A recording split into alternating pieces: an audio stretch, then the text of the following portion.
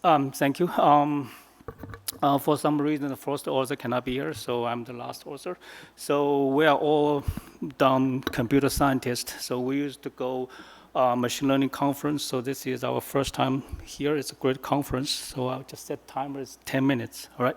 So oops.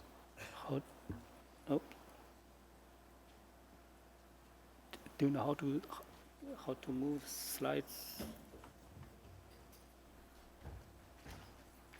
Oh, I should move. Oh, okay, I see. All right, got it. So I have nothing to disclose. So today I'm going to give you a high-level pitch about the new technology that we are developing. It's called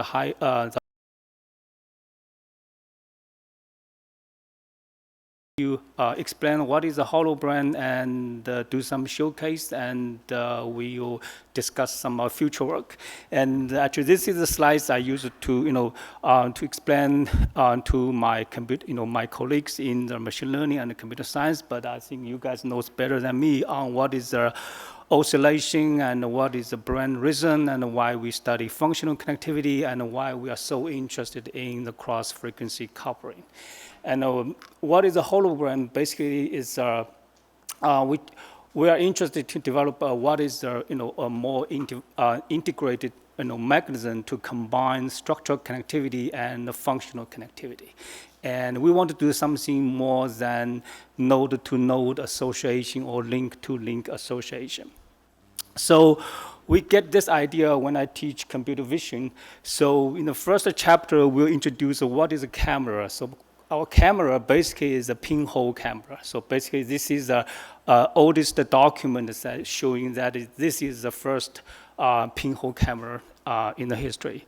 And basically, we see a tiny hole on the wall, and we can project a 3D object to the wall in a dark room. So the downside of this is we project a 3D dimension object down to a 2D dimension, right? So we lose one dimension. So can we do anything better? The answer is yes. So in computer vision, we use a technology called a holography. So basically, there's a laser beam coming, and we have a mirror. So half of the laser will going forward, and another one will hit the object, and will bouncing back, and then with two, the laser beam will meet each other, and we're going to see some wave, how they interfere to each other. And there's some successful application for this. I'm not sure I can use the mouse here, but anyway, I just show this is, we use this technology in the virtual reality. So, so we want to apply this knowledge, this physics model, to understand how the structure support brain function and how the brain function, emerge cognitive and behaviors. So this is a simple model, done by Thomas Young in 1801. So basically, this is the two slits on the wall, and there's a water wave come across. And we're going to see the wave we're going to split. And if we can measure the interference pattern at some position, we'll see some patterns. Something are constructive. Basically, it's the top meet top, bottom meet bottom. And we'll see something like destructive. Basically, the top meet the bottom. Basically, they cancel out. So we want to apply this technology. We want to apply this ideas to our brain. So we have the structure, MR and DWI. We can measure how to regions they are connected by the white matter fibers, and we have the fMRI. We can watch the the neural activities over the time, and we want to design these slits based on the geometry of structure connectome, and we apply this on top of the functional fMRs, and we want to see the interference pattern. Can we see some patterns like this old experiment, like we see the constructive and destructive interference pattern? So so this is sorry, that just keep moving forward. So this allows you to study the the coupling between the structure and a function. So the backbone of our technology is harmonic wavelets. So we capitalize on the geometry of of our brain. So actually geometry is everywhere. We see the animal skins, we see the patterns, and we see the acoustic patterns. So the idea is everything is controlled by the Laplacian, and the Laplacian tells the geometry, and then we can generate a set of waves based on this geometry. And if you give me a structure connector, basically we can generate a Laplacian matrix. We can do eigen decomposition. We can get a set of eigenvectors, right? And if we can project these eigenvectors to our brain, we always see the first eigenvector is, has the largest common, which is identity. And the second one, because, the eigenvectors has to be, perpendicular to each other. So second one usually is measure the wave, between the left and the right hemisphere. And then once, when the frequency goes high, we see the oscillations become more and more local. And this is a harmonic wave. So basically it's like, the sine wave, cosine wave we used in the Fourier transform. This is global, and we can push a little bit better, moving forward, we can generate the harmonic wavelets on top of this harmonic wave. So basically it's like more local. We can adaptive this, these harmonic waves to different, to each region, all right? Then, this is the technical backbone. So what is a neuroscience? A neuroscience inside of a HoloBrain. So what we are doing here is basically, we look at the snapshot of both signal, and I cannot move them anyway. So we look at the snapshot of the both signal. We denote that the xt is a time series, and the harmonic wavelets, they have exactly the same length of the snapshot, right? If we do the inner product, we'll get a single value, and that is basically is a measure, in graph signal processing. This is basically what we are doing is we're trying to modulate the both signal on top of a predefined carrier. So the example here is, so we are talking here. If we want the people all over the world hear us, we usually use FM radio, right? Because the radio is in a much high frequency. They can carry our voice to a much high frequency, and then we can spread our voice to all over the world. And the idea is exactly the same here. So basically, we try to use the harmonic wavelets derived from the structure connector, try to modulate the functional fMRI data, which usually is in a slow wave, and we can lift it to a high frequency, and then we measure their, that allows to study their coupling patterns. So this is similar idea like in the computer vision, we do the super resolution.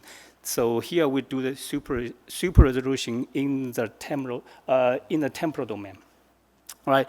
And the physics model, so the workflow is very simple. So suppose we have the both signal and we look at the snapshot, and meanwhile we generate the harmonic wavelets from the structure connector, so we can get the wavelets for each region and across different frequency, and then we just follow. We use the harmonic wavelets to modulate the both signal, and we can get the both signal in a higher frequency, and then we study their interference.